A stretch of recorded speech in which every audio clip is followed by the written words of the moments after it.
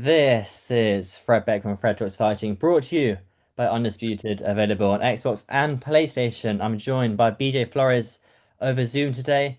I'm in London right now, just got back, and it's very, very warm here, hence why I'm sweating so much. And no one in England has air conditioning, but it looks very, very nice on your side, nice and warm.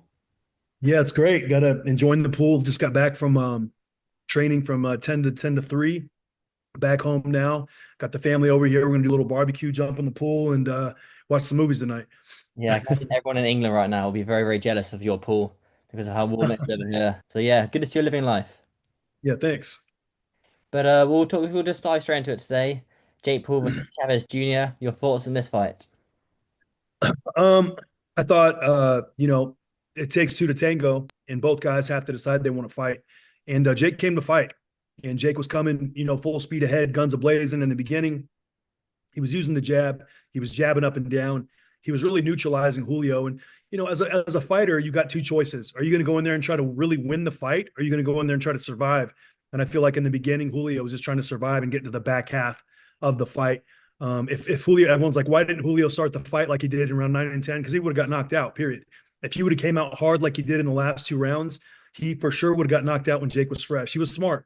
He took it into the later rounds, hoped to get Jake a little tired, and then put the pressure on, but it wasn't nearly enough. I mean, he was too far down, and there just was no chance. And if Julio would have tried to exchange earlier in that fight, the fight would not have made it past 4 or 5 rounds. But that's kind of what happened.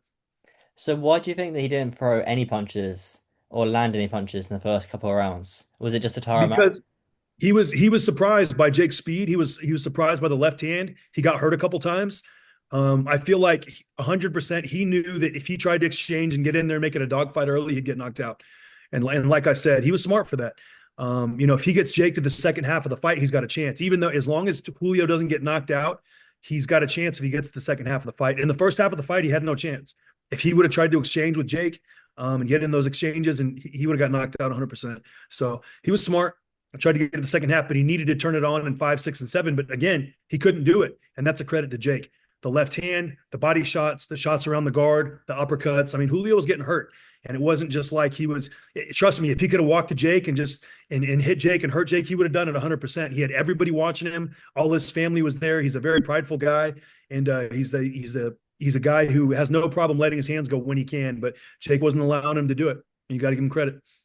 And Jake is now ranked number 14 in the WBA commission. Yeah. We've been talking about this for years. I told Jake about 4 years ago, 3.5 years ago, he's soon going to be rated. And there's going to be a way for him to get to a world title. Now we got to be smart how we navigate that and how we do it. But I said this would happen, and it's happened. He's doing everything that he's supposed to do. You look at the world ratings, and you look at the 13 guys ahead of him, and I don't think anybody recognizes any of those names. And it's not that they're not good fighters; they're good fighters. But sometimes these world ratings, sometimes these positioning with these sanctioning bodies, it's about being a big personality also. And has Jake beat somebody that would maybe be better than the guys ahead of him? I don't think so. But sometimes when you have a personality that's larger than life that comes in and really moves the needle in the boxing scene, I feel like that's what the WBA is recognizing. And they're saying, look, this guy moves the needle. He really does. And is he for sure better than these guys? We don't know. Is he right there with those guys? Maybe. So I feel like there's a big upside with, obviously Jake is going to open up eyeballs all over the world to boxing and create a lot more fans and do a lot for the WBA, do a lot for everybody, do a lot for the cruiserweight division. It's going to make everybody more money around him. So I think it's a good thing. Yeah, I can imagine those sanctioning fees will be quite heavy. The WMA make quite a lot of money claiming those sanctioning fees from when Jake Paul fights. I mean, Mm-hmm. that's me crediting Jake Paul here. But how does he do against Zerdo? I mean, you saw Zerdo fight in the co-main. It wasn't the most exciting fight, but he's still a very, very, very good fightor. And It probably wasn't the I think most most people would say that right as of right now, he's still a few levels above Jake. Yeah, I'd give Zordo the advantage for sure. The thing about it is you got to look, Zordo's got 47 professional fights.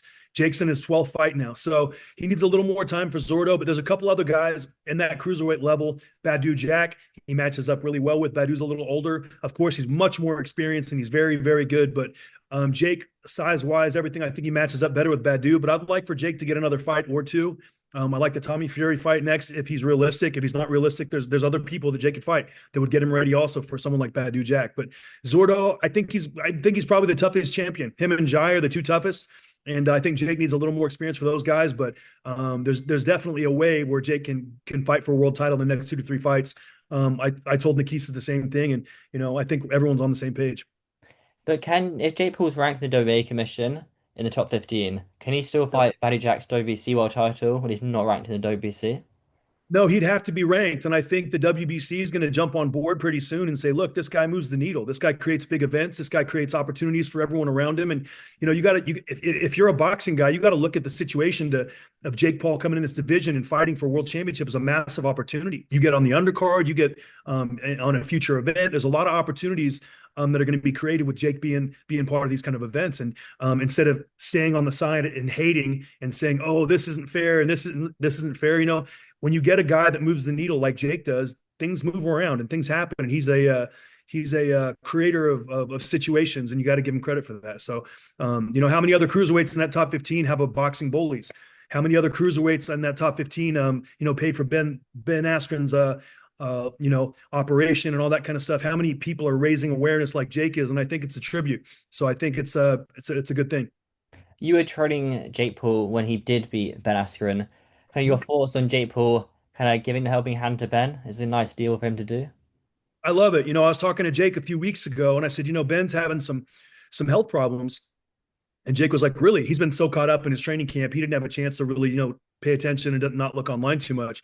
And he said, what's going on? I said, I don't really know what's going on too well, but I tell you what, I'll get some information. And, I think it'd be a classy move to reach out to him.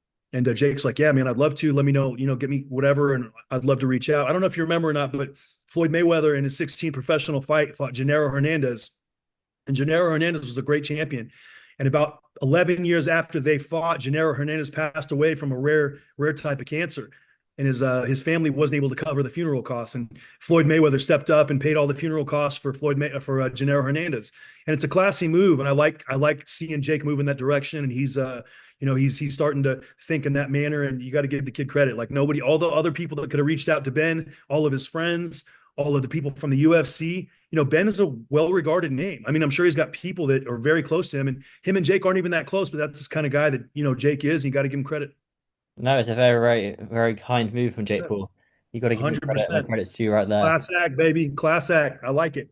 But in your heart of hearts, do you believe that Jake Paul can win a world title in boxing? Yeah. Oh, yeah. He's about 2 to 3 fights away from being able to do it. And they just got to be a little careful on which champion they pick. I wouldn't pick Jai. I wouldn't pick Zordo. I'd pick one of the other two. Or if Zordo's got 2 belts, there's only one other one, and that's Badu Jack and Noel McKellion. And Noel McKellion, to me, would be a more dangerous fight than Badu Jack. I think stylistically, Badu and Jake match up better than Noel and Jake. But the reason for that is Noel's style. He only had a couple weeks training for the Badu Jack fight. And I thought, arguably Noel won the fight. Badu got the decision. Hell of a fighter, hell of a champion, but he really bit down and made it close. But I had Noel slightly winning that fight, but it was a close fight, and Badu was a champion, so he got the decision. But I think Jake matches up good with Badu, and if he fights Tommy and maybe one more, or Tommy and then maybe Badu, I think it's a good opportunity for him to fight a little older champion who's still got a lot of juice left and a big name, and Turkey love him. Turkey Al-Sheikh really, really loves Badu. So I think there might be a little bit of negotiating, but I don't think Badu signed with them. So I think he's able to move around. But I think a fight versus Jake Paul definitely interests Badu and his team. No, that'd be very, very good indeed. Oh yeah. I guess That's a good fight. And we load the card up with undercard cruiserweights and give a lot of other guys opportunities and, create a situation like that. And, everybody's eating. Like I said, Jake's building can go up and it doesn't affect anybody else's. He's not taking food off anybody else's plate. If anything, the people on his card, they're making a lot more money and having a lot more situation and opportunities than they were having before. So, like I said, I just can't say enough good things about him. what do you make of Jake Paul versus Piers Morgan? I mean, Pierce is just here's my thing with Pierce. I mean, some of the stuff he says is, sharp, and I agree with, but you can't have a guy come on your show and then this immediate fighter who's fighting this weekend just immediately start discrediting. I thought it was an incredibly bad look for Pierce to just start like having Jake on his show and then just, oh, you're this, you beat a 50. Like, bro, like if you're not going to have some respect, I don't have to do your show, And it was just kind of to me, it was a bad look for Pierce, like trying to like derate or like kind of like belittle Jake when he got on the show, and it bothered me actually. So, like I said, Jake agreed to do it. He agreed to do it on the fight week. It's a very busy week for fighters, and thinking that Pierce was going to be, show some maturity, and whether he agreed with everything or not, he was going to give Jake some respect and opportunities to answer questions instead of getting in like a fight, and that's all it was. And Jake's at a position of FU. And I don't know if that makes sense or not, but if he doesn't want to do it, if he doesn't like it, he's not going to do it. And I like that. So he's not going to sit there and listen to Pierce or anybody if he doesn't agree with what's going on. And I respect that. Do you think Jake Paul will sue Piers Morgan over his comments? I mean, if he keeps saying that his fights are rigged and all that, then yeah, he should sue him because he moves the needle and affects people that don't know. And there's plenty of ignorant people out there that believe everything Piers Morgan says. And like I said, if there's a situation where he continually drags Jake's name through the mud and says he rigged fights and all that, which is not true, it's impossible. Like I try to understand the level of stupidity people must have to think that you can rig these fights. Mike Tyson rigged a fight. Tyron Woodley rigged a fight. Anderson Silva rigged a fight. Chavez rigged. They didn't all rig fights. They were all trying to win. And for people to be out there saying that, I think that's a tribute to Jake because he's beating him in a manner where people think the fights are rigged, and you just got to give him credit. So that kind of is what it is. Got to take the good with the bad. Did you find it offensive when you were coaching Jake Paul when people were accusing Jake of that?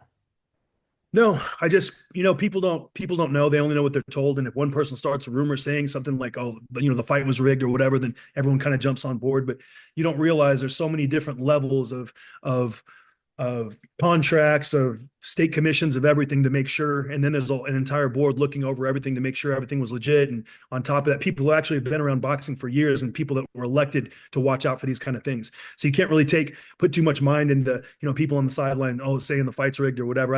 I mean, people who say that have to be ignorant. The amount of money these guys would have won if they would have beat Jake in the rematch is astronomical. So to think there was any amount of money just laying around to hand somebody it's ridiculous. But anyways, don't want to talk too much about that. It's not even relevant. No, certainly. If we just move on though, the Misfit show is being announced on Thursday. Yeah, man. So Yes, it's sir. being announced tomorrow. It's going out tomorrow. So yeah. So tomorrow there'll be a Misfit show announced. Are you gonna be there? Nice. In I can't see where it is, but have you got any fighters on the card? Are you gonna be in attendance? Are you involved in some matter? 100%. We got to talk to Mams Taylor about that. But I'm really excited. There's been a lot of work put into this. There's been a lot of dates moved around. And, there's been one consistent voice that's constantly been working behind the scenes and constantly been, rallying up the fighters and getting everybody ready and trying to put all the weird pieces of the puzzle together. And that's been Mams. And you got to give him credit for that. And, these no one will ever know the amount of work that goes into putting on one event. And, he's just done a hell of a job. And it's tough to hold these things together like he's done and, keep everybody happy and having meetings and meeting and meeting with, DAZN and obviously all the other parts that are included and looking for sponsors. And there's so many parts of it, but he's doing a hell of a job. And these shows wouldn't happen without him. I'll tell you that right now. Is Wade gonna fight again this year? Oh yeah. Oh yeah. Anyone, anytime, any place. I was with Wade in California for the Jake Paul, the day after the Jake fight. Me and Wade and Chloe all had dinner. We had a nice chat and talked about what our game plan is. And there's two names that he wants, HS and Aaron. And those are the two names. And he doesn't care who first. So he's working, we're mindful of that. And either guy can get it. Wade told me the other day, he's like, I'm the can man. Anybody can get it. Aaron, HS, I don't care who it is. It does not matter. So Wade's ready to go. And, he's one of those guys that, after you get that first match and you get a taste of it, he's really excited about it now. And he sees big opportunities. And, I got to tell you, my brother, Jeremy, he's Wade's biggest fan. He All won't shut right. up. And I'm like, Jeremy, I got other fighters besides Wade. He's like, no, but Wade, he did this and he did that. And it's hilarious because my brother Jeremy had like 60 amateur fights and he had one pro fight. But my brother Jeremy likes Josh and he likes Tristan, but just Wade, he's overwhelmed by how good Wade did What with about such Jake? What little. about when you were training Jake Paul? He likes Wade over Jake Paul. He likes Wade. No, he likes Jake, of course, but he's I don't know what it is. He really likes Wade. He was telling me, man, Wade in his first fight, BJ, he's doing things Jake wasn't able to do. He's just like he just loves Wade. And Wade came out here and he was part of the family for like 6 weeks when he came out here, pretty much lived with me and at the house every night. We were playing pool and just all kinds of stuff. So, he's a nice kid. We took a liking to him. So it is what it is. Okay, so We all have our favorites, Fred. We all have our favorites. Jeremy's favorite is Wade. yeah, I'm sure you can get your brother a happy birthday message from Wade or a t-shirt, a Wade breakdown t-shirt. That's perhaps quite Oh funny. yeah, But 100%. Yeah. Jeremy's going to jump in as a sponsor for Wade. Well, I'm serious. He told me already. So don't tell that to Wade yet. We'll wait till this drops to tell him. But that he's going to get a sponsorship from Jeremy. Yeah, Wade might now Wade knows that he might have leverage on the deal. You know, make sure Jeremy gets a good deal here as well as Wade. But We'll make it happen. for Wade's next camp, if he's fighting HS or Anna Plummer, Yeah, would he come live with you 6 weeks as well? Do the yeah, same thing he yeah, did yeah. with the first fight? Yep. He's got a lot of stuff going on with his ring stuff and then MVP, and he's moving around a lot. So he's a busy guy, and rightfully so. He's an up and coming talent in this boxing analyst boxing podcast. His ring IQ is going up an incredible amount. Just being around it, being involved, living with me for 6 weeks, sparring with Josh, sparring with Tristan, working with those kind of guys. He's learning a lot about the game, and he kind of needed to get his feet wet before he could really talk about it too well. And that's what happened January 20th. He was able to get that fight, and now he's got a taste for it, and he wants to do it again. Yeah, he doesn't want to go pro and do all that stuff, but he wants to, he wants to shut some guys down a little bit, HS and Aaron included. And like I said, I think Aaron's a great name. HS, I mean, if he starts fighting and doing things, that would be great. But I think Aaron's a great addition to the Misfit scene, and I think it's going to be a great fight in the future. And I'm looking forward to it. Yeah, I can't wait. Wade versus Yeah. HS is a Well, I fantastic mean, if that main event. happens, I'll believe that when I see it. I think HS versus Aaron, and then the winner fights Wade. Neither one of those guys have fought anybody. Wade has, and I think Messiah Warrior, honestly, has a very good chance to beat either Aaron or HS from what I've seen. So I think if one of those two guys fight each other, and then Wade takes on the winner, we can settle it once and for all. Yeah, and then Wade's boxing. Well, it's quite cool with Wade because if you got a guy hosting the press conference who everyone Yeah. knows can sort of fight as well, it kind of adds to his brand a lot, you know? Oh yeah, that 100% does. And he's got his breakdowns and he's got his other stuff that he does. And he makes some good points. And I don't agree with everything he says, but I understand everything he says. And I get it and I see where he's coming from. And like I said, he's doing a hell of a job. Yeah, I want to see him back in the ring. I think he's a great addition for Misfits. There's some good fights that can be made with Wade, with HS, with Aaron. And hopefully, I haven't heard much from HS lately, so hopefully he's got some stuff in order now, and he's taking care of what he needs to take care of, and Well, he HS can get back. announced the other day that he's doing a free fight deal with Misfits, and he's Okay, definitely good. coming back now. He announced that like 2 days ago. Okay, good, good. I didn't see that, but that's good. It's good to see that he's coming back, and then he's going to be working and having some direction and routine, and he'll be a good addition if he comes back. So just tell him to make sure he actually doesn't do the face off and slap the guy, then not fight 4 weeks later. You know what I mean? We'll see. Hopefully it just turns up. But yeah, BJ as always, Yeah, thank you very yeah. much. You got a good day ahead with the family, a nice little barbecue. It's so warm. It's like Yes, sir. 33 degrees over here with no air conditioning. Man, That's why I'm sweating a little bit. that But hot? yeah, it's very, very, very warm Like in the it's UK 109 especially. here in Arizona. So Fred, I don't feel that sorry for you, brother. Take the sweater off, brother. Come on. No, Let it no, no. It's a t-shirt. let You it guys breathe a got air little bit. Oh, it's a conditioning. t-shirt, okay? Because normally you got the red sweater. I couldn't see the guns. Let me see him one more time. Like that, look. Okay, okay. There's definitely a short sleeve. Yeah, blimey, you got a pool. Should be very, very nice. But yeah, BJ as always, mate. Thank you very much. No problem. Take care, Fred. Thanks.